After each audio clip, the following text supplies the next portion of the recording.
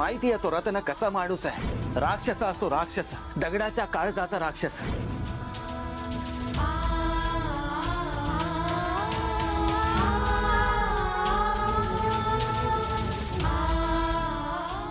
मी खूप रिक्वेस्ट केली, रडलो, त्याच्या पाया पडलो, पण तो ऐकायलाच तयार नाही.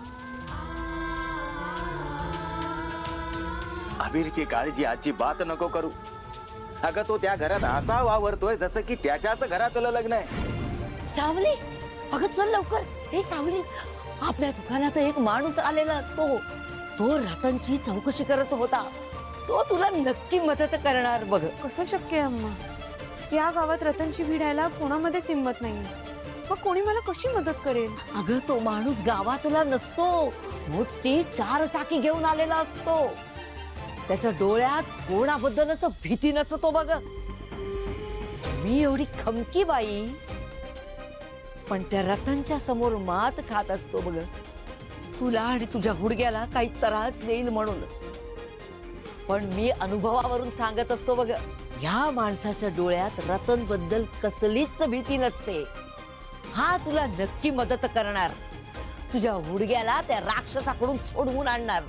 तू चल चल तर, चल चल चल, नको चल, नको चल.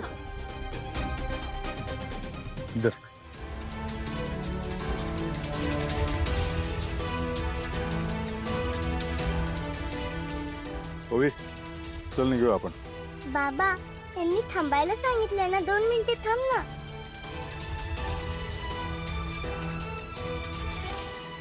सारंग सर, निघूया. निघूया.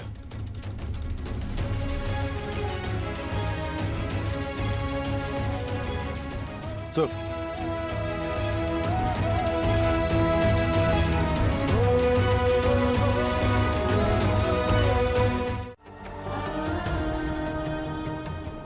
सावली,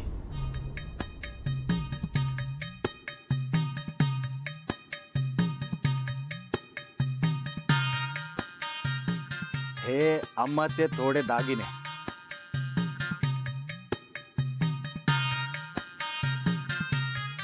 हे घे, तुझ्याकडचे थोडे पैसे आणि हे दागिने विकून जे काही पैसे मिळतील त्यानं त्या रतनचे पैसे देऊन टाक. कावेरी अम्माचे दागिने? अहो काय बोलताय तुम्ही? हे मी अजिबात नाही घेऊ शकणार. सावली, अजिबात कसला विचार नको करूस. हे तुझ्यासाठी नाही, हे अबीरसाठी घे म्हणतोय मी. अगं तो रतन फार वाईट माणूस असतो. तो अबीरला कुठल्याही प्रकारचा त्रास देऊ शकतो बघ. हे बघा, मला तुमची काळजी कळते, पण आधीच कावेरी अम्माचे आणि तुमचे खूप उपकार आहेत आमच्यावर. आणि या दागिन्यांचं ओझं घेऊन कुठे जाऊ मी?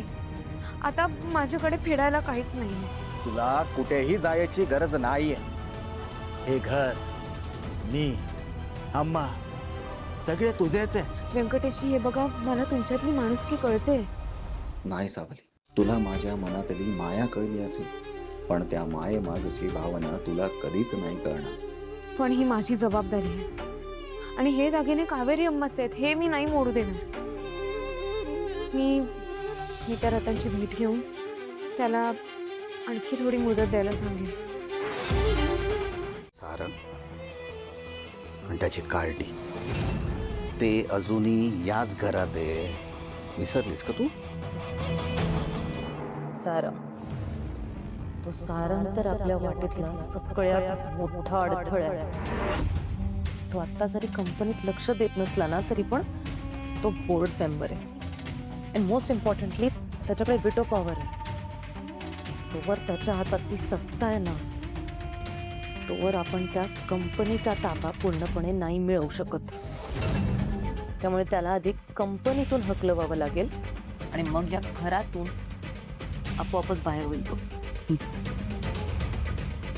झोप होत नाही का तुझी नीट?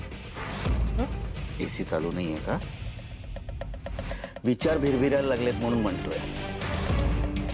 एखाद्या बोर्ड मेंबरला बोर्डवरनं काढून टाकायचा हक्क फक्त प्रमोटरला असतो, म्हणजे तिलोत्तमा मेंदळेला. तो हक्क आहे, आणि ती सारंगला आयुष्यात रूपम कॉस्मॅटिक्सच्या बोर्डवरनं कधीच काढणार नाही. इवन तिला अजूनही वाटते की सारंग यावा परत, रूपम कॉस्मेटिक्समध्ये लक्ष घालावं. खूप निगेटिव्ह विचार करतोस रे तू. त्यामुळेच आता आपल्याला एक अशी सिच्युएशन क्रिएट करावी लागेल ज्यामध्ये तुझी आई स्वतःच त्या सारंगला घराच्या बाहेरचा रस्ता दाखवेल. आपल्याला त्या दोघांमध्ये मोठा वाद निर्माण करावा लागेल ज्यामुळे त्यांचं मोठं भांडण होईल आणि त्यांचं मग हे घट्ट नातं तुटून जाईल कायमचं. Brilliant idea. कशामुळे भांडतील ते एकमेकांशी? सावली, सावली, सावली थांब. सावली,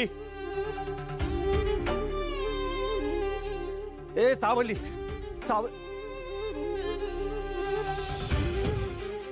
सॉरी सावली, प्लीज ऐक. असा वेडेपणा अजिबात नको करू. तू अशा वेळी जर गेली तर तो अपमान केल्याशिवाय अजिबात राहणार नाही. आणि व्यंकटेशजी पण अपमानापेक्षा जास्त माझा अबीर महत्वाचा आहे ना. माझा अबीर त्यांच्या ताब्यात आहे आणि एक आई म्हणून मी असं हातावर हात ठेवून नाही ना बसू शकत. पण तो रतन राक्षस माणूस आहे. तो अजिबात ऐकणार नाही. तो पैशांचा वेडा माणूस आहे. आपल्याकडे आता त्याला द्यायला काहीच नाही बघ. त्या अशा लग्नाच्या वेळी जर आपण गेलो तर समजा गोंधळ होईल.